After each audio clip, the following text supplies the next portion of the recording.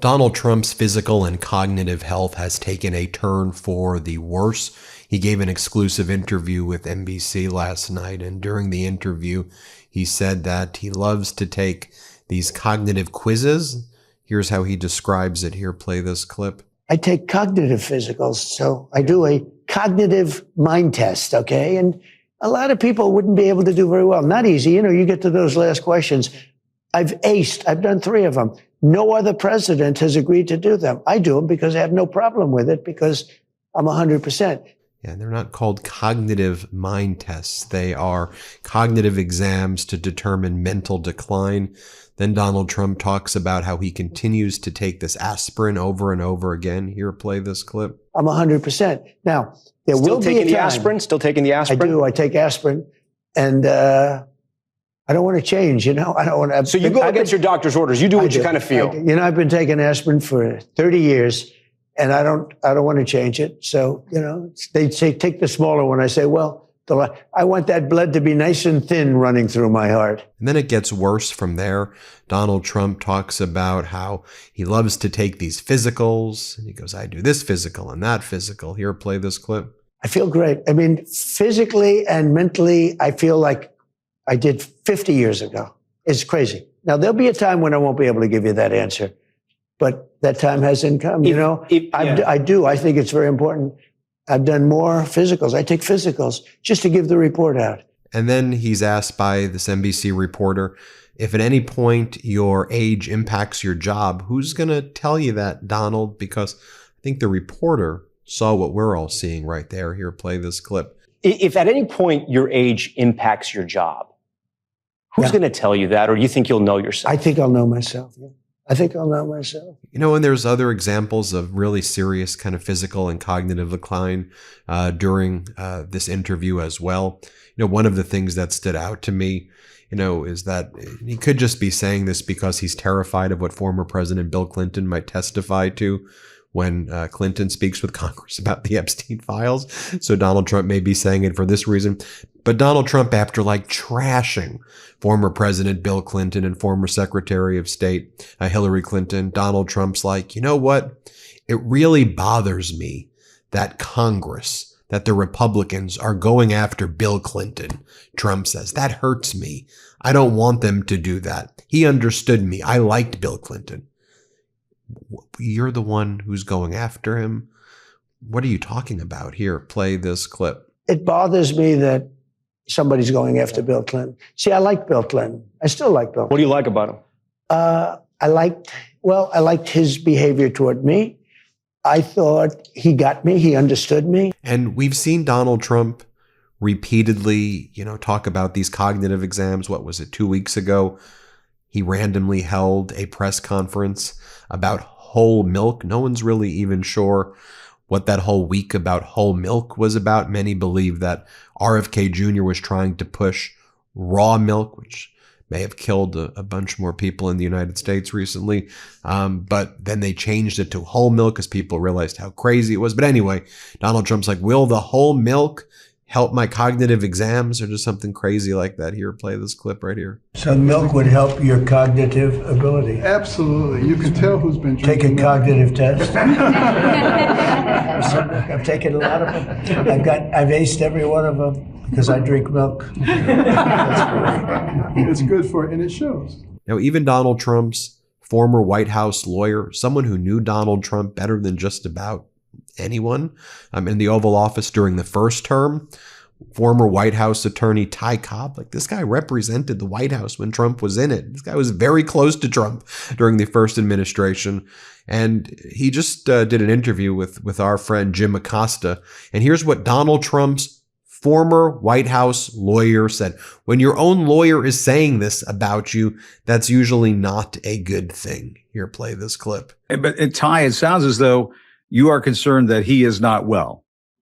Oh, he's not well. I mean, look, I was very clear when my friend Joe Biden was, shaking hands with the air and struggling to find the door to get off stage. And, finally the whole country saw what, I'd seen for a couple of years, after the debate, that he was not well, that he was not capable of leading the country. And Trump is worse. I mean, you cannot do those screeds that he did for the G7, or the things that he had said about Greenland, the things he says about Venezuela, the things he says about his predecessors, Obama, Biden. It's just insane, the things that he says. And I think the story needs to be, how extreme this is, not, isn't this, a standard deviation from the norm? It's not. This is so far out of bounds. People have to deal with it. It's dangerous. Very dangerous. Yeah. And look at the damage. We have allies, allies that have been our allies for 100 years, through wars, blood, and treasure, who will not share intelligence with us because of the war crimes that Trump has committed. Right. They won't share intelligence with us because they're afraid that it goes from Trump to Putin. We are in a place we have never seen before, and we need to navigate out of it as quickly as possible, or we're going down. And one of the other signs of Donald Trump is demented mind and the cognitive decline that many people suggest is Alzheimer's. Lots of medical people are saying, could it be Alzheimer's? Could it be, rapidly accelerating dementia or other things?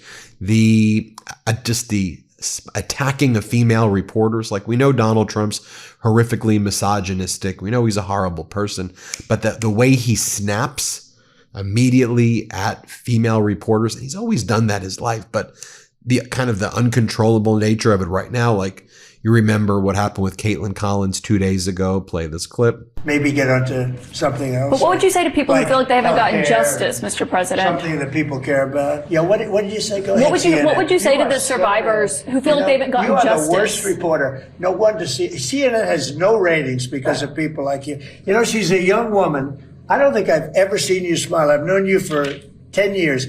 I don't think I've ever seen a smile. Well, I'm asking you about survivors of Jeffrey Epstein. You know why you're not smiling? Because you're not telling the truth, and you're a very dishonest organization, and they should be ashamed of you. And then about 2 months ago, when he was on Air Force One, and he yelled at the reporter and said, "Quiet, piggy! Quiet, piggy!" Sir, if there's nothing incriminating in the file, Quiet, piggy!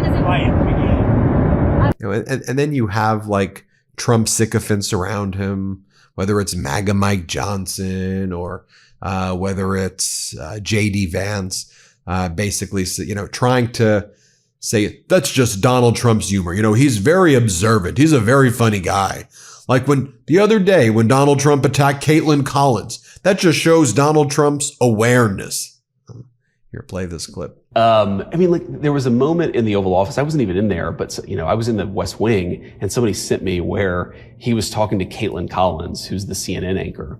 And I have like a decent relationship with Caitlin Collins, which is unusual given that she's from CNN. But the president, she's asking a question. The president says, "Why don't you ever smile?" Yeah. And it's actually like so perceptive. Even if you're asking a tough question, even if you take your job very seriously, like, why does it always have to be so antagonistic? Well, I laughed because I saw online everybody was calling him sexist for saying that. And I literally said the same thing about Caitlin Collins a year ago on my show. She never smiles. Every once in a while, you have to smile. Roger Ailes used to tell us that. Every once in a while, you can remember to smile, show the viewers that you have a heart. Have some fun. Delete Me makes it easy, quick, and safe to remove your personal data online at a time when surveillance and data breaches are common enough to make everyone vulnerable. That matters because most of us have no idea just how much of our personal information is floating around on data broker websites. Delete Me does all the hard work of wiping you and your family's personal information from those sites, and they don't just do it once. Delete Me is always working for you, constantly monitoring and removing the personal information you don't want on the internet. They even send you regular personalized privacy reports showing what info they found, where they found it, and what they removed. As someone with an active online presence, privacy is very important to me.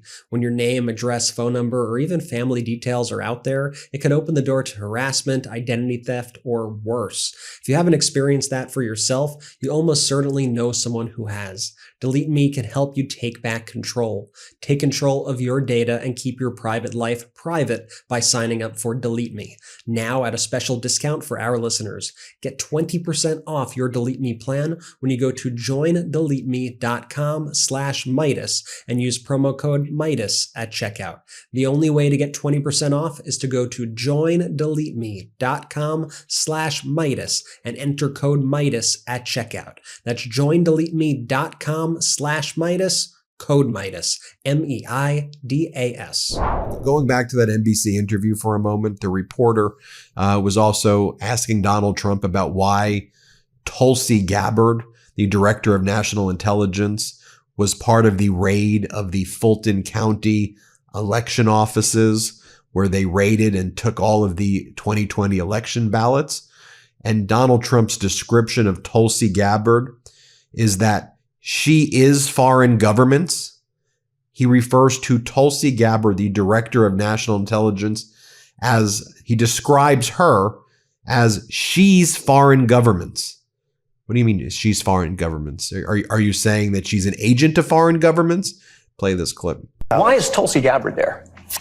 I don't know, but a lot of the cheating comes from it's international cheating. You have people, they say, from China You put this on let me True ask you, Social. do you think China tries to influence our election? We know that foreign governments try to influence a lot of things in this country. Therefore, she's foreign governments. But she's tweeted. And of course, at the MeidasTouch Network, we have to get expert opinions.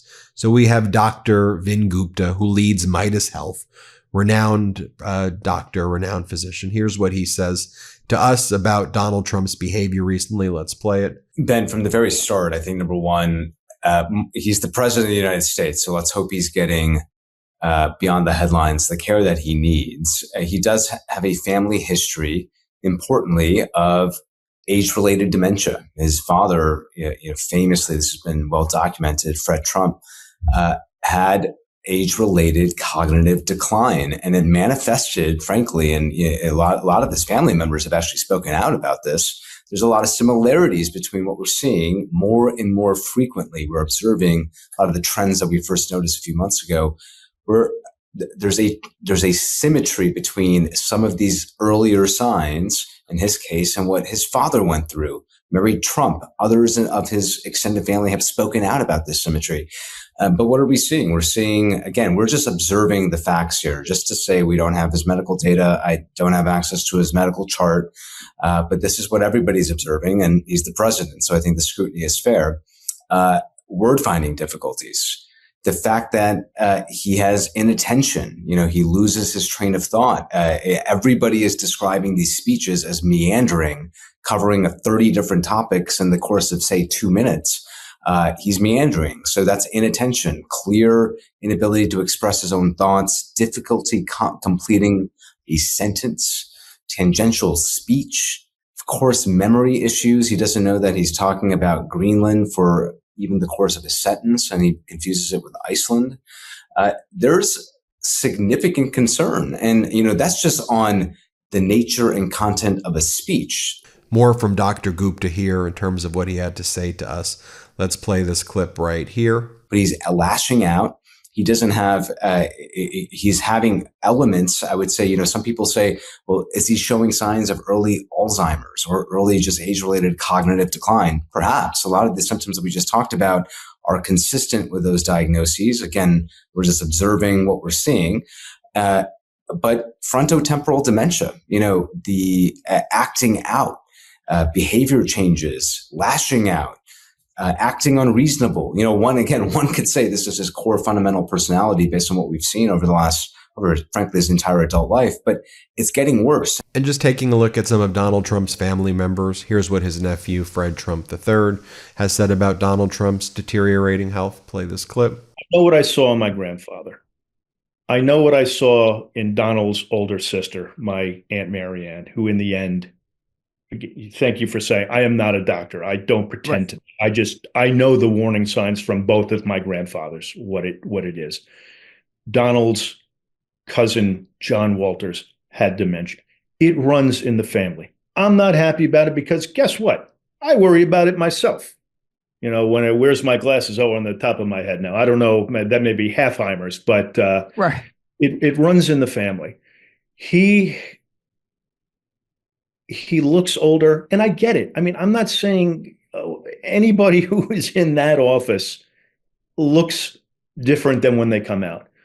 But the things he's spewing and the craziness, and he just can't stick to a message. And here's what his niece, Mary Trump, had to say about his deteriorating health. Let's play it. Concerns over Donald's physical and mental decline are mounting, even among Republicans. Donald is 79 years old and a deeply unhealthy person. His father had a very serious case of Alzheimer's that went on for about 15 years. Every day, Donald seems increasingly feeble and unable to focus. Even the New York Times is starting to catch on to this. And as he weakens, so too does his hold over the Republican Party. On November 19th, journalist Amanda Marcotte speculated in an article that it was Donald's MRI that spurred GOP House members to reverse their stance on the vote to force the release of the Epstein files. She wrote, quote, "The White House continues to deny there are problems with Donald's health. But since they lie about everything, those words mean less than nothing. The public evidence that the 79-year-old Donald is not doing well is hard for even the most diehard MAGA types to ignore," unquote. Recently, according to the Daily Beast, Donald accidentally boosted a post from an account literally called "Impeach Donald for a Third Time." Included was Senator Mark Kelly's message reminding service members they can be constitutionally obligated to refuse legal orders. In other words, Donald promoted calls for him to be removed from office. It's another day proving the obvious. Donald cannot tell his allies from his enemies, his days from his nights, or his own propaganda from uncomfortable truths about his failures. And I just also find it interesting that Donald Trump would say, you know, "Oh, I'm so upset they're going after Clinton, Bill Clinton." And Donald Trump said that with respect to the files, only Bill Clinton is on, like, it's Bill Clinton, Bill Gates, and I'm not on the files at all. You're on the files 38,000 times. I saw this one meme over here that says it's true though, that Donald Trump's name appears more in the Epstein files than Harry Potter's name appears in all 7 Harry Potter books. Here's what Donald Trump, though, says about him being on the Epstein files. So here, play this clip. Have nothing to do with Jeffrey Epstein. And in fact, if you look at the DOJ, they announced, they released 3 million pages. It's like this is all they're supposed to be doing. And frankly, the DOJ, I think, should just say, we have other things to do, because that whole thing has turned out, I mean, other than Bill Clinton and, Bill Gates and lots of people that there are a lot of questions about it, but nothing on me. Well, there you have it, folks. I'll let you judge for yourself what you think about that. But hit subscribe. Let's get to 6 million subscribers. And thank you all for watching. Love this video? Support independent media and unlock exclusive content, ad-free videos, and custom emojis by becoming a paid member of our YouTube channel today. You can also gift memberships to others. Let's keep growing together.